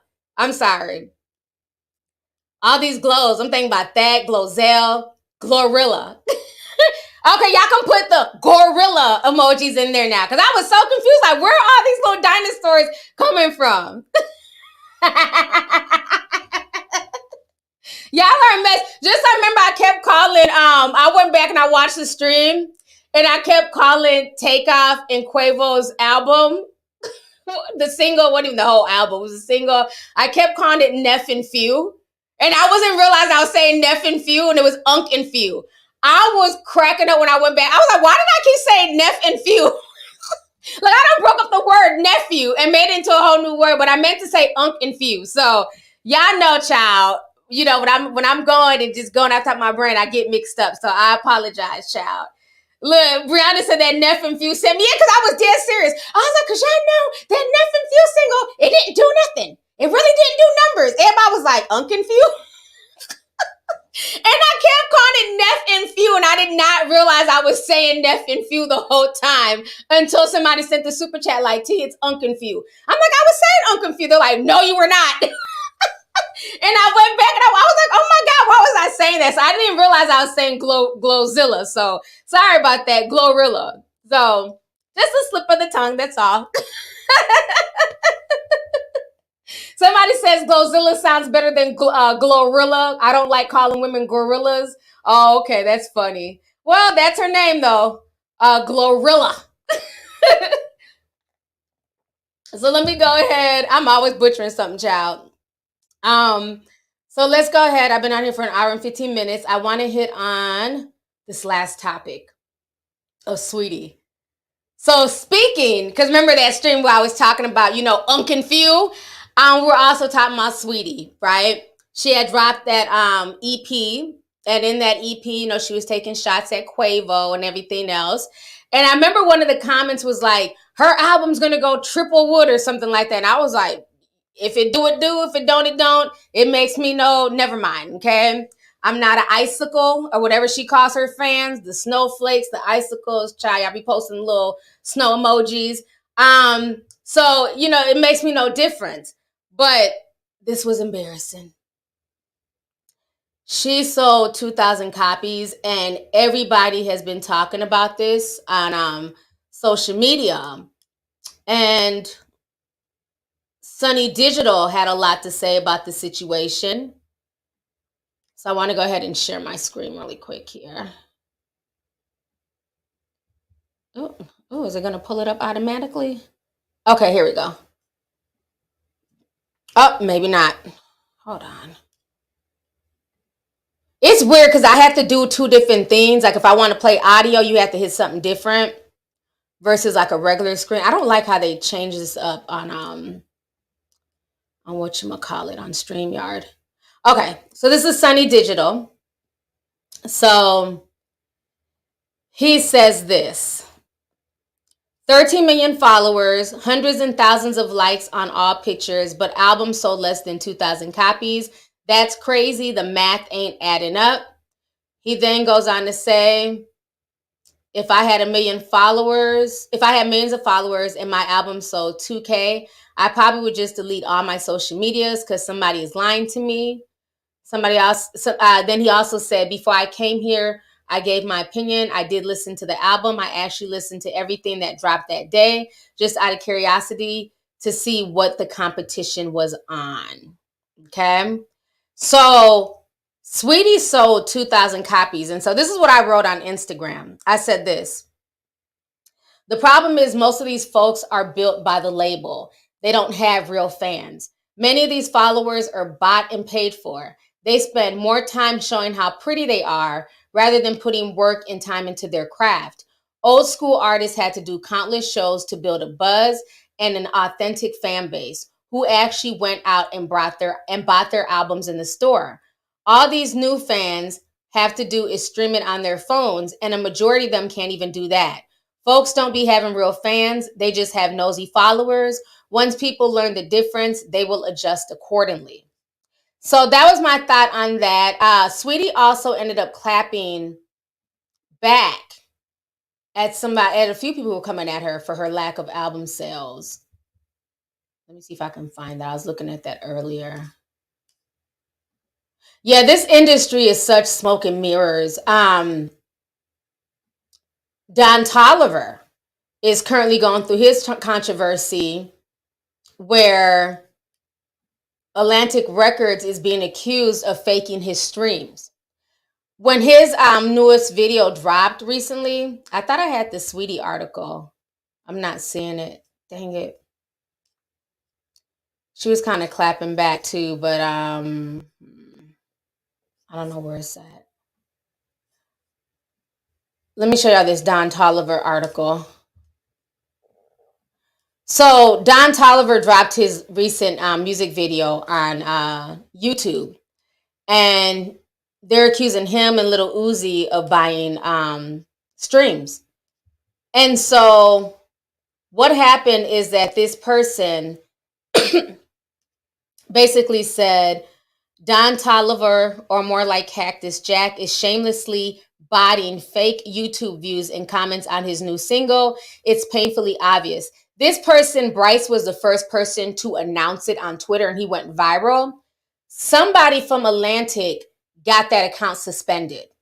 They were suspended within a matter of a few hours. And when people looked into their account, they hadn't violated terms of services. They weren't threatening anybody. They weren't being disrespectful. They just hurried up and they deleted their account. So I ended up going to Don Toliver's, and it was just a bunch of bots. Here goes some screenshots. They said Uzi was botting too. We can't play the music. But do y'all see all these there's not even real comments. It's just emojis, ABCs. So people have really been calling out a lot of these record labels. So I think that's the problem that's going on with not only Saweetie, but a lot of these artists, is that their fan bases are not real. And when you're buying fan bases and you're buying followers, I'm not saying all, right? But she has about 4 million followers. Who was to say that out of those 4 million people, that they're really people? Remember, I talked about this a few streams ago, that there's a theory that 90% of the internet is fake. Most of the time, the folks that you're arguing with and going back and forth with online, a lot of those people aren't even real. Even in my comment section, there are bots. There's a bot now in my comment section pretending to be me, telling folks, come on WhatsApp and get some crypto, I'll give you a free gift. And so a few of my Discorders started tagging me like, T, are you giving away free gifts on Telegraph? I said, the devil is a lie. So don't y'all fall for that shit. If I'm giving y'all a free gift, I don't need y'all to follow me on Telegraph and all this goofy stuff. I'm going to reach out to you, get your information, and send you a free gift. So, and it's happening to all the YouTubers. And you'll see it in my comment. They have my picture and they're trying to send everybody to these crypto farms. So don't, and then once you go there, you join the Telegraph, they're going to say, oh, T Sipper, please send me, $500 and then I'll send you a free gift. If y'all fall for that mess, I'm sorry. You deserve to lose $500. Do not send anybody your money on some cryptocurrency thing. Okay? I'm never going to drag you from YouTube and bring you onto Telegraph for private conversations. Don't nobody even know my Telegraph. It's private. I mean, I have one, but I only have like 9 people on there that I talk to. Shout out to my Telegraph group. And that's it. It's not even like for the public to find me. So don't fall for those spams, those bots. But I say that to say this, is that a majority of these people's followers are botted. They're bots. There's a whole business of people buying followers, bots, views, and everything else. Okay? Trust me, if I wanted to get to 1 million subscribers tomorrow, I could easily do it by buying followers. A lot of YouTubers have done this. You have YouTubers who fake their streams. They'll act like they have thousands of people in their live, but the way their comment section looks, it don't look like you have 9,000 people in here because your comment section ain't commenting. There's literally 10 people talking, but you have 8,000 people in the stream. I think not. So for me, I don't have the energy to fake anything. These are my real views, my real streams, real chats, real conversations. You're not seeing people in my chat just posting A, B, you're not seeing that. Now you will see these weird barbs come out the blue and post their unicorns, but even those barbs are real. Okay, now that I mentioned their name, you'll start seeing unicorns. They're real because they're actually watching and listening. But it's very interesting because now you can make a celebrity. You don't have to go through the same nuances that these people used to have to go through back in the day to be a celebrity, to get a hit. Now you can just go viral and then they'll make you a celebrity. They did that with Bad Baby. She went from Cash Me Outside to literally being on the Billboard.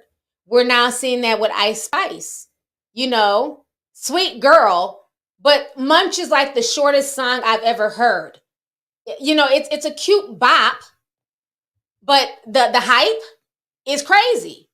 So did she really get that hype naturally, or was it starting to create a buzz? And then the bot, you know, the bots came to hype it up even more. You know, I'm just saying, I'm not saying that's what happened, but you just never know. A lot of things that go viral are not necessarily organic. Y'all can stop with the unicorns now. Y'all be doing the most. Please stop for y'all get blocked.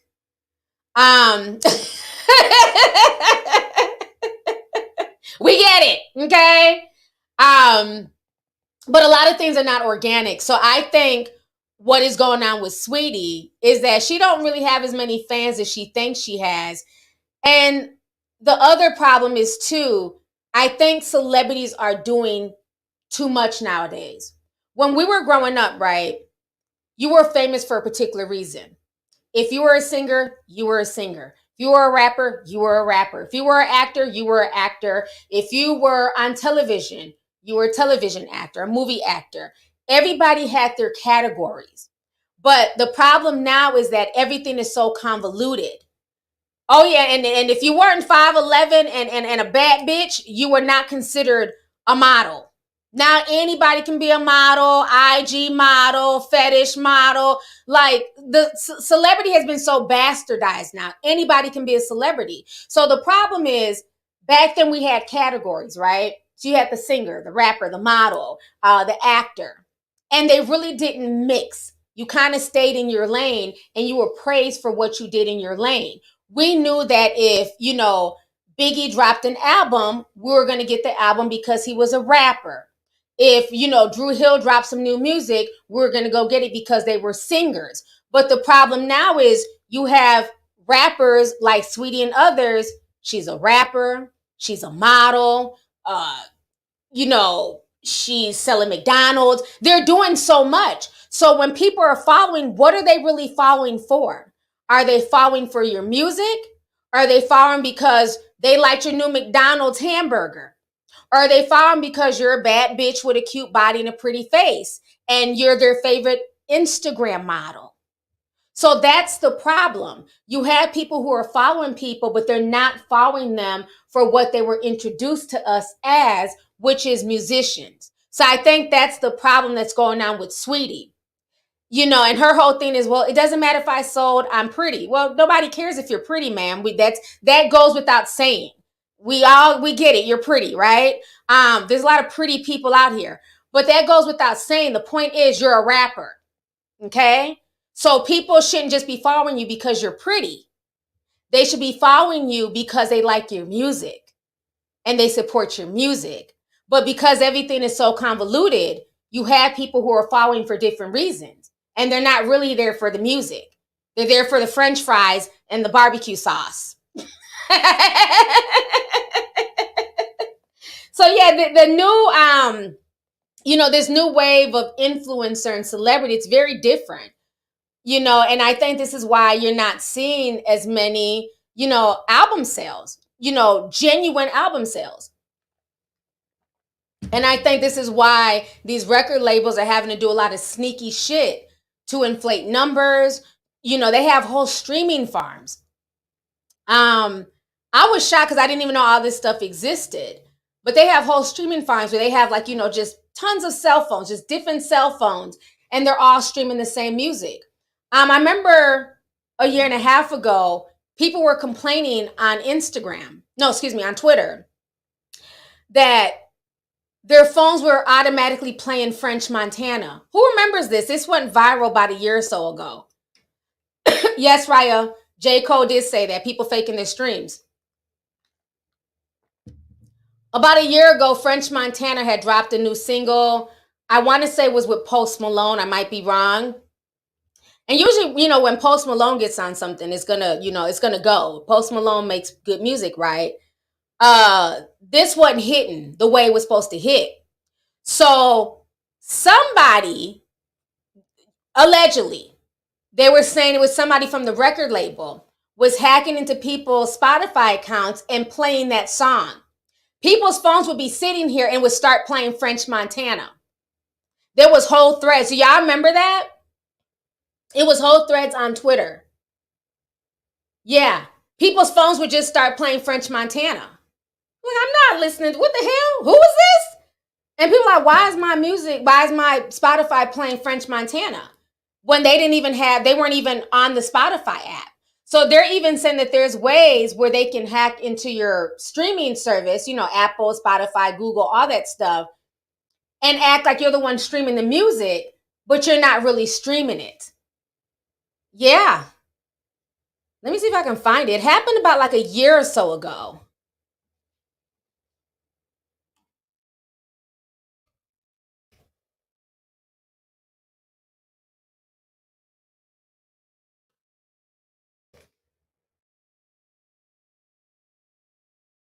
Okay. Yeah, he was accused of hacking. Y'all know I don't forget shit.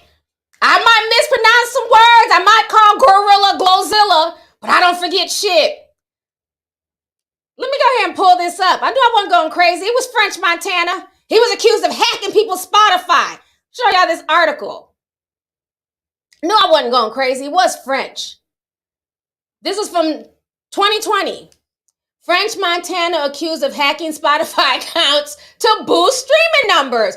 Who remembers that? Twitter user is alleging that Epic Records is buying fake Spotify streams. At the beginning of the new year, Twitter user @Carl did some digging about French Montana's single "Writing on the Wall."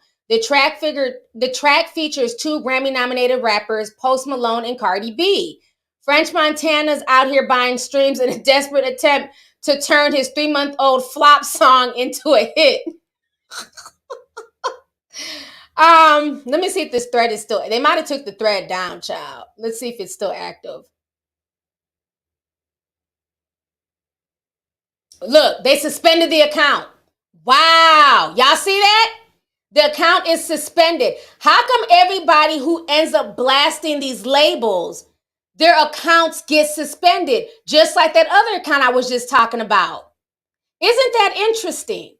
So earlier in the stream, I was telling y'all about some BDSM man who was, duct tape with his, schlong just flopping around and people were pulling at it and shit. That's sitting on Twitter till this day.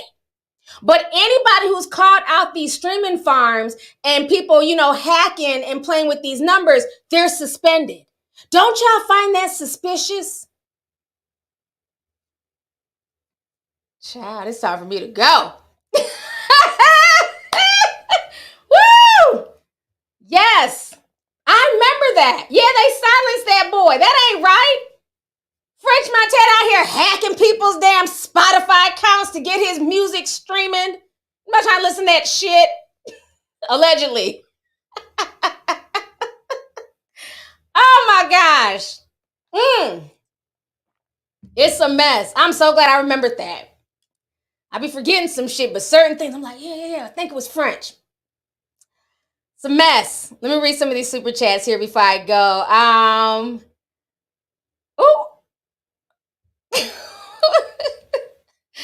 Let's see. Andy Lopez says 99 says, I hope you can do a green room show on what is happening in China. I really love listening to the protesters that are currently happening. We've been posting some things that are going on in China. China is a mess right now. Maybe we'll do a green room. Maybe I'll ask Lady J to come on with me so we can talk about China. For y'all who don't know, honey, the Chinese are waking up. They can't blame the Africans because they done kicked them out of, China. Child, I don't know if y'all saw that viral picture I posted on Discord. This Chinese lady was on the subway. She said COVID 1984. I said, damn, they're waking up. I know that's right, Chinese lady on the subway. She was holding that sign proud. I almost dropped a tear, but then I couldn't drop a tear because y'all kicked the Africans out of China. But I thought it was dope that they're waking up. They're protesting. They're mad. They're mad. And they want the president gone. They're standing up to the CCP. They're getting arrested. there's a video I was sent earlier where there was a Chinese man, once again, trying to blame foreigners. He said, y'all need to go back in the house. These are foreigners. These foreigners are hyping y'all up to protest the government. This is not right. Go back in the house. This Chinese man said, you know what? You need to shut the fuck up. Now, he was talking in Chinese, so let me just, this is my translation. So how did you know he was talking? You need to shut the fuck up. How are foreigners, brainwashing us when we can't even get on the internet? I said, yes, tell them in Chinese. There were subtitles and shit. Oh, he was going in. You're trying to blame foreigners? We can't even get on the damn internet. We've been shut down. How are the foreigners brainwashing us? We can't even get on Twitter. Oh, he was going in Chinese, talking a mile a minute. The old man, he just shut it up. Then the whole crowd turned on the old man and was telling him, I guess, shut the fuck up in Chinese. Then he just kind of walked off. Oh, I'm here for all this footage coming out of China. I've been sipping slow. I didn't post that one yet. All the Chinese are waking up, and I'm here for it. I am. All they want, they shut that old man up quick. Shut up. Shut up. Shut up.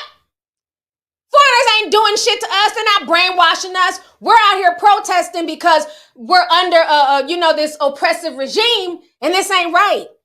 They don't put them people back under COVID lockdown. The rest of the world is out here free as a bird, mask free, and they have locked down China again. And this is affecting the rest of the world. Once again, we're already dealing with shipping delays. We're dealing with a lot of stuff globally, right? Food prices are high. Who knows, there going to be enough toys around Christmas for, people got little kids and stuff.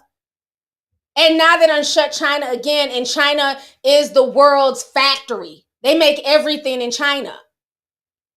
So I'm here for them, waking up and, they're putting themselves at risk to be protesting like that, and showing their faces. They've been getting arrested. There was another video I was sent.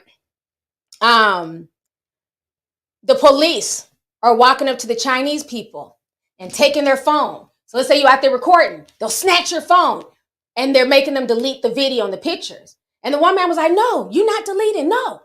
And they grabbed him and they threw him in the back of this, paddy wagon.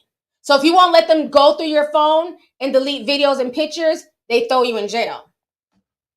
So it's sad. It's really sad. So I wish the Chinese people the best.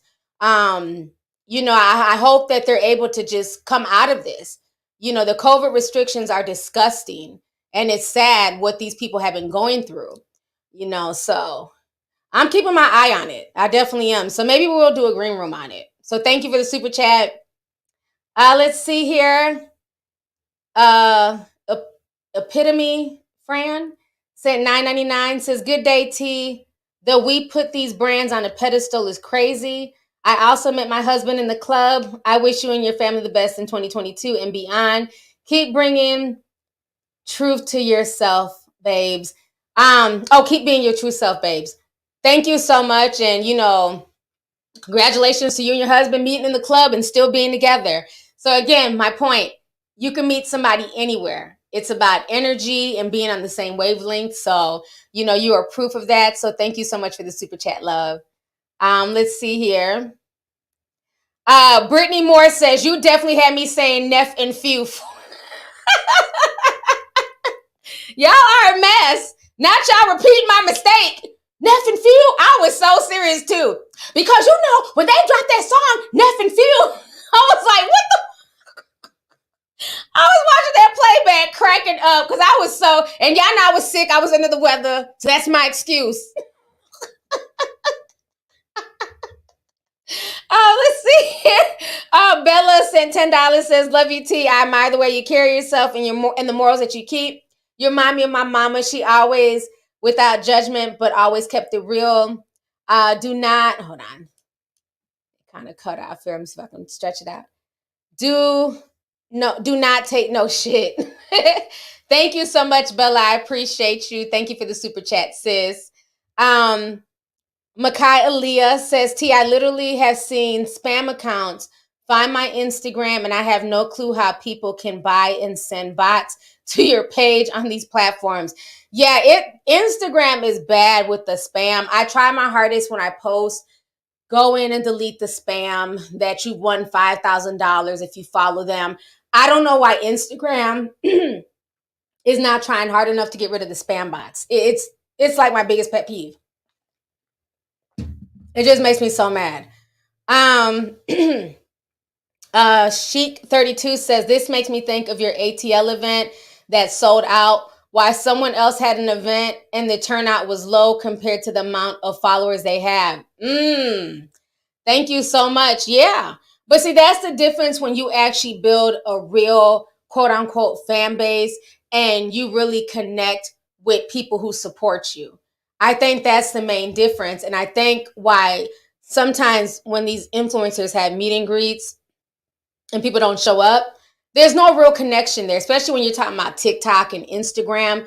Most people are there just to view a beautiful picture or just to see what you're eating.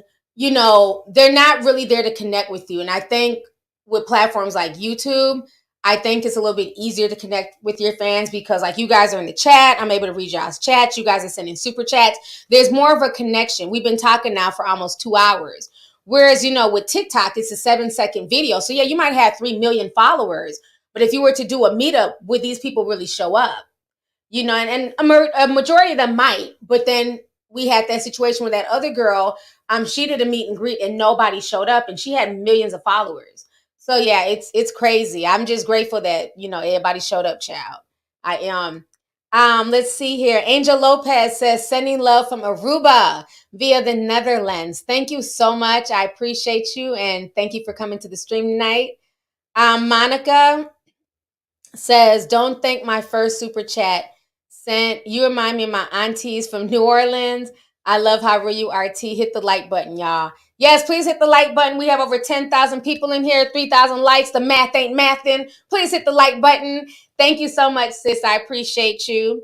Ebony says, hey, T, do you think bots will become the new normal or will being phony become the new norm? Been watching you since 3000 BC. The bots are definitely here to stay. I think that's the part that frustrates me as a content creator because I don't deal in bots and things like that. When I post content, I'm on a wing and a prayer. I hope the video hits. I'm hoping it gets over 100,000 views. And some videos do and some videos don't, you know, but then you'll go to somebody else's channel and they'll have literally like maybe like 400, 500,000 views. But then there's like 1,000 comments. Like it just don't add up. And you have people on here who really do buy views. They buy bots. They pad that stuff up. And again, I guess it's that whole fake it till you make it culture. We say that all the time on Instagram. Let me make myself look important. Let me make myself look like a lot of people are following me and rocking with me. But then, you know what I'm saying? So that way they can get like sponsorships and stuff like that. But to me, it doesn't really work because when you need these people to, you know, buy this or you need to promote that, who are you promoting to? It's bots. They're not going to leave the internet and go out into the physical world and do anything for you. So that's where people get into that slippery slope, you know. And then also, too, don't get it twisted. You have people who have these botting farms who will also follow people, too. So it may not necessarily be that person purchasing bots. Sometimes you have these botting farms who will follow you just so they can post spam. So yeah, it's crazy. Somebody said Foxhole got a bunch of bots.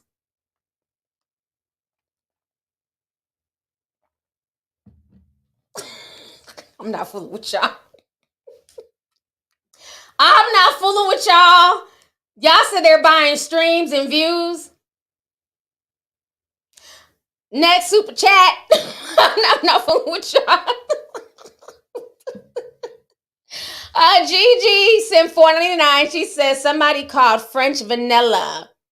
I'm crying. I've been watching you for years. My first super chat. Shout out to all the introverted silent tea sippers.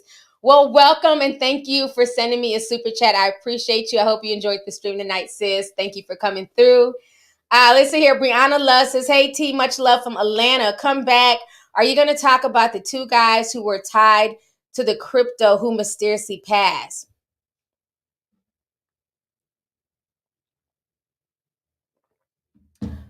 Honey. Now, we did post the Asian man who died. We did post that.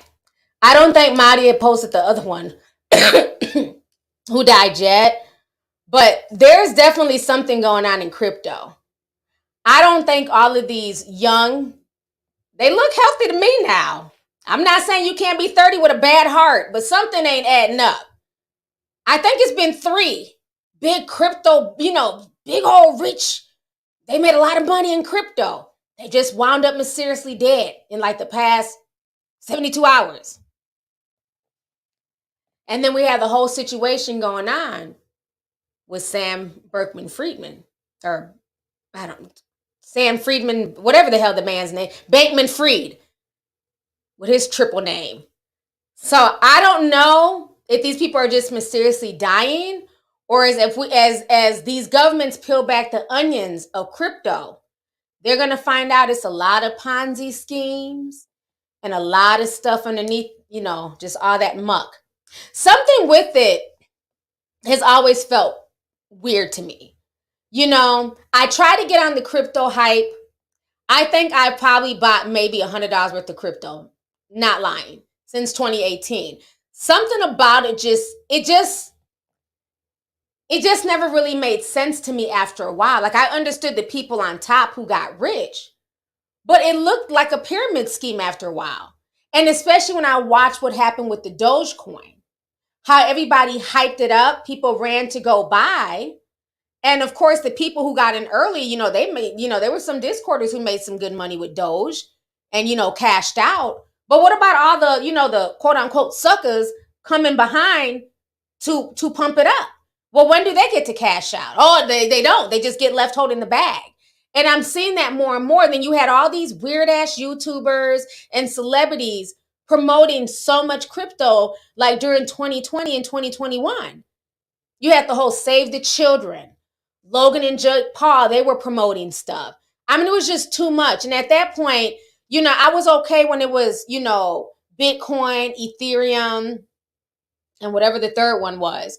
But when everybody had a crypto, it was like, well, what the hell? Well, tomorrow I could be like, well, hey, there's a Lovelyti crypto. Y'all go out and buy. Like, at that point, anybody could have a crypto. It just didn't make sense to me. So I'm not shocked that all this stuff is just going on now. And I think the saddest part of all of this, like all these crypto scams and NFT scams, is that the majority of the people who were involved in pushing this nonsense were already rich. They were already rich. How much more money does Jake and Logan Paul need? How much more money did Kim Kardashian need? How much more money did Sam or any of these people need? Graham Steffens. How much more money do these financial YouTubers need? Y'all make millions of dollars from views. Let's not forget, their content is very safe. They don't hit on deep shit like we do here in the conspiracy and the truther sector. They're not hitting on conspiracies. They're not hitting on shit that can get their channel demonetized or get their videos demonetized. They're talking about safe, friendly stuff. They get pushed through the algorithm like crazy. Who doesn't want to know about finance and saving money and all this stuff? So they're making money hand over fist by making safe finance videos. And there's nothing wrong with that. That's their niche. Perfect. God bless you. But then you're also making money with sponsorships. One of the sponsorships from Sam Bankman-Fried, it was reported that he paid people who had big followings like Graham Stephan, who has 4 million followers, he was paying them $20,000 for one sponsorship. Black YouTubers can only even dream of getting something that big. We're lucky if we get a few $1,000s when we sponsor something. $20,000 sponsorships. And he shouted this company out time and time again.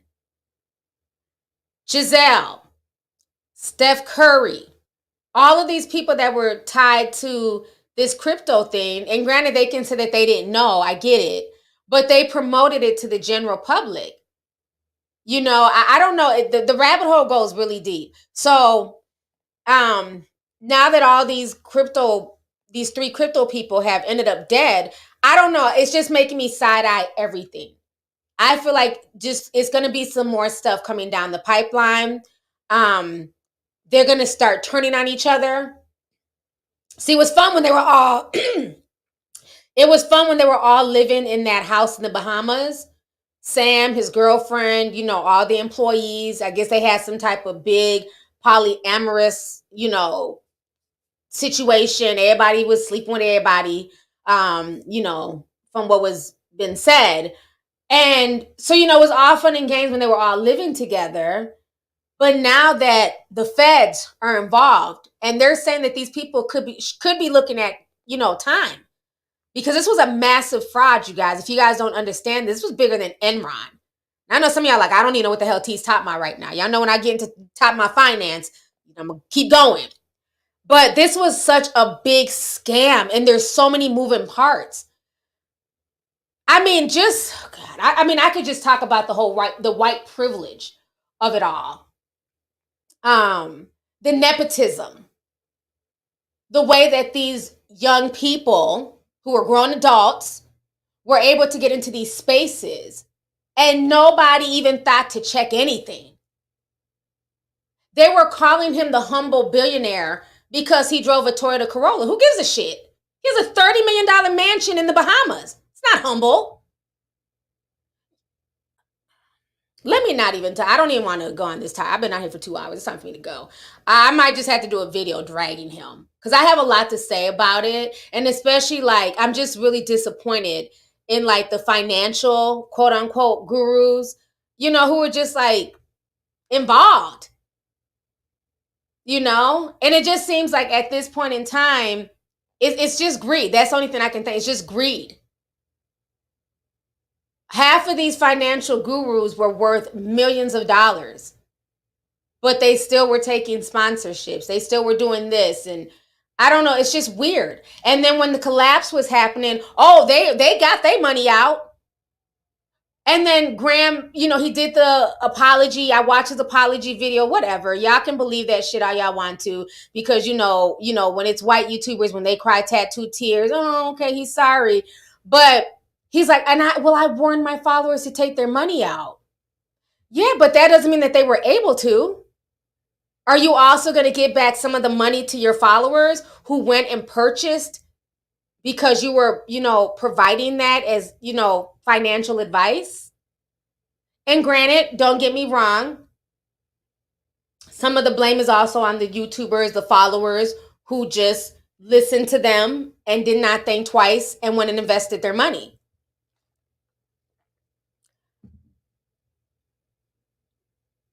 No, Spencer is not exposing them, Indigo.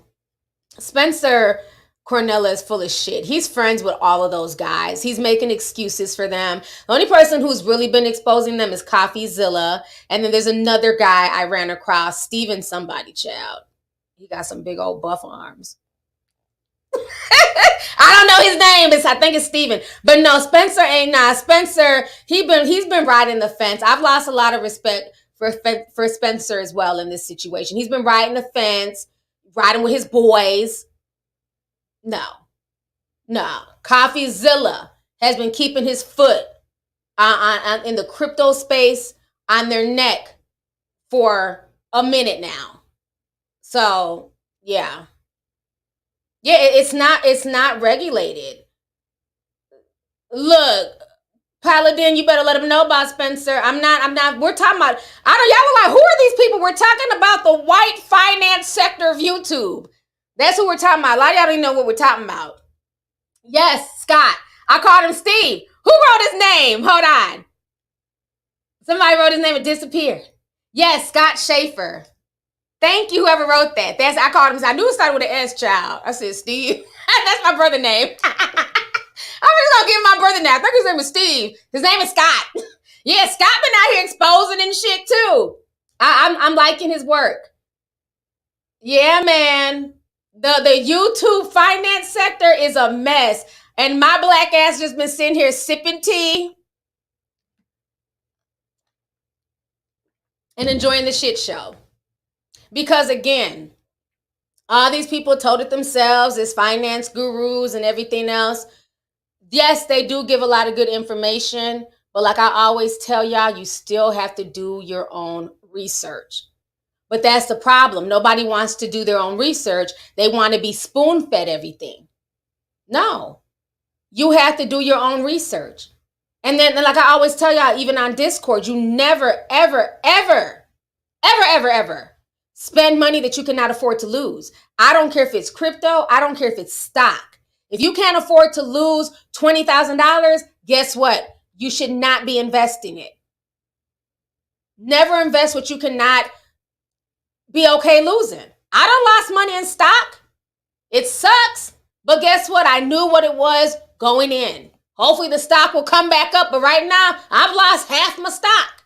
But it's okay because I put in what I could afford to lose.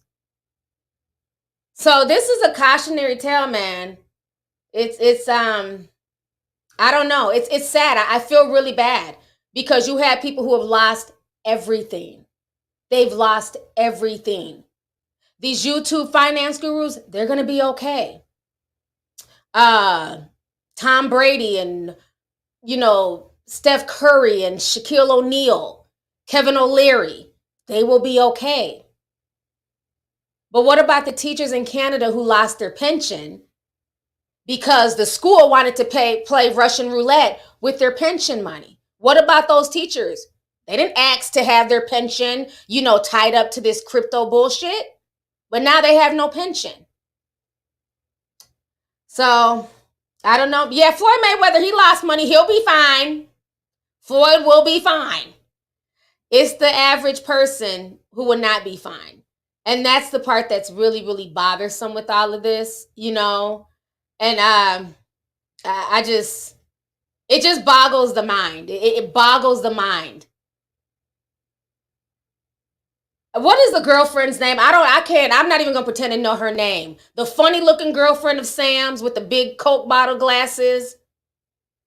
She looks like a character off of Recess. And y'all know I don't go in on people's looks. She literally looks like Gretchen Grundler off of Recess.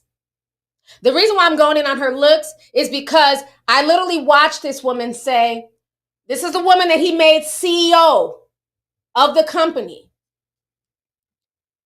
She says, oh, I don't even need to know any math.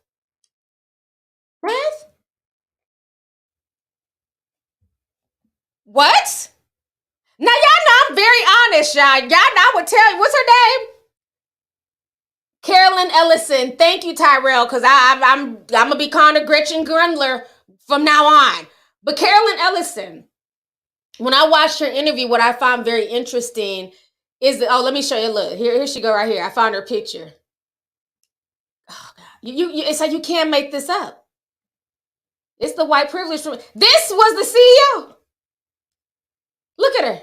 She looks like Gretchen Grundler. This lady did an interview. And bless that black man that was in the interview with her. He could tell something was fishy. She's like, yeah, I barely even use math. Yeah. We don't really check on returns. And she was just laissez-faire, just laissez-faire with the whole situation. Even the black dude was like, I could tell, as black folks, we speak with our eyes and our energy. Like, what the fuck is this bitch talking about? But he gonna be professional. Go on, tell me more. She said she didn't need to know math for crypto. Now, I'll be the first to admit I'm not the best at math. I'm always telling y'all to add some shit up. If it was 2008 and it's now 2022, how old is Chris Brown? At least I'm honest. But again, I'm not the best at math, but I'm also not the CEO of a crypto fucking global business that's worth billions of dollars. Me not knowing Chris Brown's age in 2022 is not affecting anybody. Her making bad investments has literally damaged a portion of the world. So many people are being affected by this. It is insane, child. But on that note, I am out. I'm done with this. Oh, no. I am done because I could go on for another hour dragging, you know what I'm saying, Gretchen Grundler and her boyfriend, Sam. You guys, on that note, I appreciate y'all for coming through. I hope you guys enjoyed today's stream. Hope you guys took away a lot from the stream. I had a good time tonight. So thank you guys so much for spending this evening with me. Thank you to everybody who sent the super chat. I appreciate you guys. I will talk to you guys later. Let me see here. Hold on. I got another super chat. Elizabeth Holmes. Hold on. What they say about Elizabeth Holmes. Elizabeth Holmes is another one, just got sentenced to 11 years for scamming people out of $9 billion. Yeah, I got a video coming out on Elizabeth Holmes. Oh, yeah. I got to drag her. So that video is coming soon. So, you know, stay tuned for that. On that note, you guys, have a good night. I will talk to you guys later. Bye.